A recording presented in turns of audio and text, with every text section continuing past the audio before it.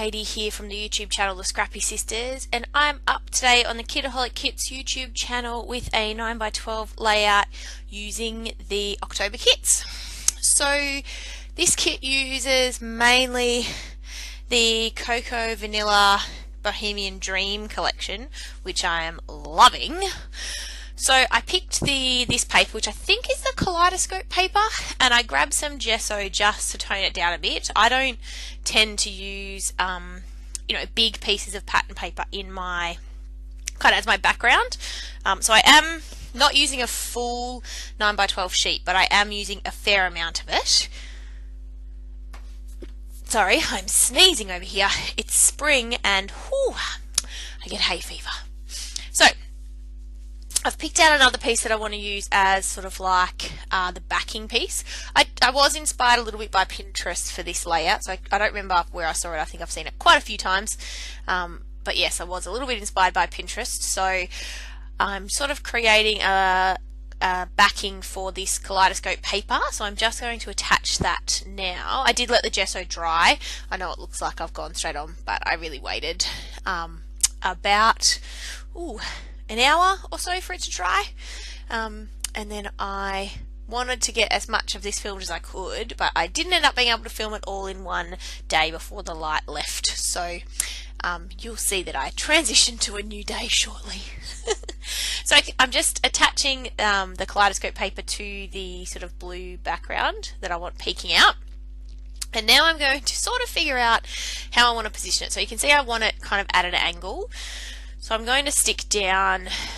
I couldn't figure out the best way to do this, so I just sort of put some double-sided tape down and kind of went with it. So, I know people say I use a lot of double-sided tape, and I really do, but we all have our thing, and mine is using a lot of double-sided tape. So, don't mind me also, I'm drinking my cup of tea as I'm doing this voiceover. So I do apologise if you can hear me drinking. So you can see there I'm just sticking that down. So that is done, and I'm going to trim off the excess. So there wasn't too much excess, which was good, but there is a little bit. So I'm just freehand trimming it. I don't bother getting the trimmer out. So there you go. That is the background done. So as you can see, I missed a bit in terms of sticking it down. So I'm just adding some extra double-sided tape to make sure that is fully stuck down. And then that is my picture.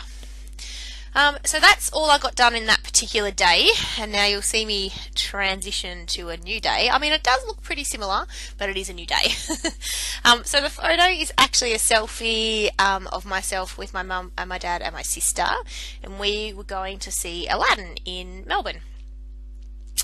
For my dad's Father's Day / birthday, which was heaps of fun. So this is just a selfie of the family in front or outside of the theatre, or in the foyer area of the theatre, and there's just a picture of the actor that played the genie. And we just took a photo with that in the background. So in the kits this month we did something that Steph hasn't done before, and that was give us some tulle. So I decided I wanted to add that onto the back of the photo just for something different, bit of texture. So I just sort of bunched it up using some double-sided tape to attach it, because I wanted to be able to see it, and when I'd sort of experimented off camera, and when I just put like one layer of tulle you really couldn't see it that well. So yeah, I wanted to kind of go with the ruffle bunched effect. And then I pull out one of the doilies that came in the kits and sort of work out the positioning and stick that down. And then pop up the photo with some dimensionals just to give it dimension, funnily enough, hence why they're called dimensionals. And yeah, going to stick that down.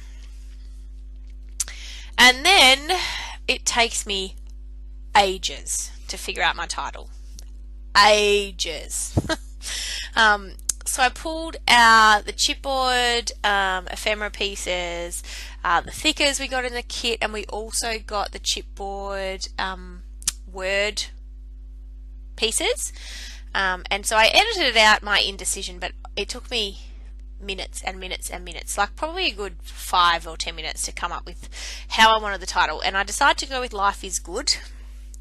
And now it takes me a little bit of time to figure out where I want to place it, and now I figured that out. I edit out me wrestling with the sticky on the back, and that title is now adhered.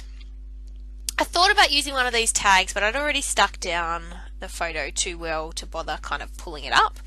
And so I do pull out some of the sequin trim that came in the kits this month, just because I kind of wanted a little bit of gold accent. I don't use gold in terms of the embellishments kind of anywhere else, but I do love, I guess, the way, you know, the gold looks. So I wanted to put in just a little bit of that gold trim kind of peeking through.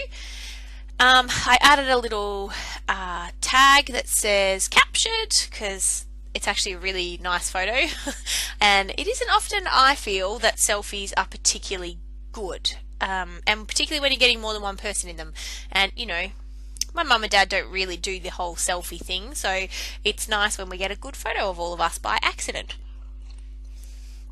So I'm just creating some embellishment clusters before I stick them down, and I've gone with pulling out the floral pieces from the ephemera pack and also the vellum pack that we got in the kits.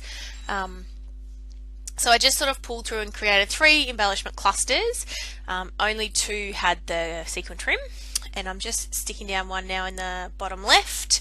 Yeah, so I'm using a couple of vellum pieces for this, and then I'm popping up the die cut ephemera piece.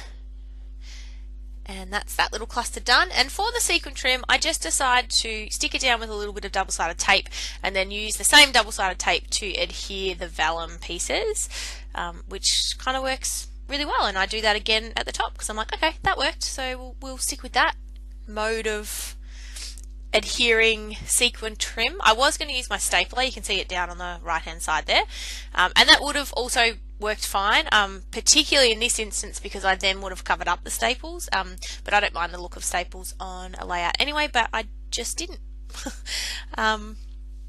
So they're my 3 clusters. I did purchase the flare pieces separately, so they didn't come in the kit, but I did purchase a few sneaky little extra bits from the store this month, and the flare pieces was one of them.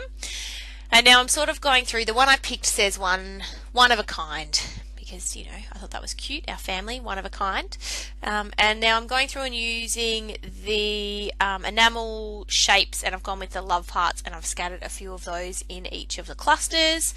And now I'm just packing away the bits and pieces, the ephemera and stuff that was still left out. And I decided, I wasn't going to, but then I decided that the layout needed something else, so I put in some tiny word stickers that came on the sticker sheets, and every time I went to put them down I was covering one of the enamel hearts, and I'm like, oh, I can't put that there. So yeah, just going through and trying to work out which ones will fit where. I was sort of trying to avoid putting any of the ephemera or any of the embellishment into the white space on the layout. I was trying to keep it all in the kind of pattern paper area. But I really like how these turned out. I decided I wanted to add a little bit of gold hide shine because I had the gold in the sequins and I didn't have it anywhere else. I thought some gold splatters would look good, so I have done that. And then that's it. That's the layout done. I mean, I know it looks busy, but I'm really, really happy with how it turned out. It's unlike what I usually do, both with the gesso in the background and also having such bold pattern paper so prominent.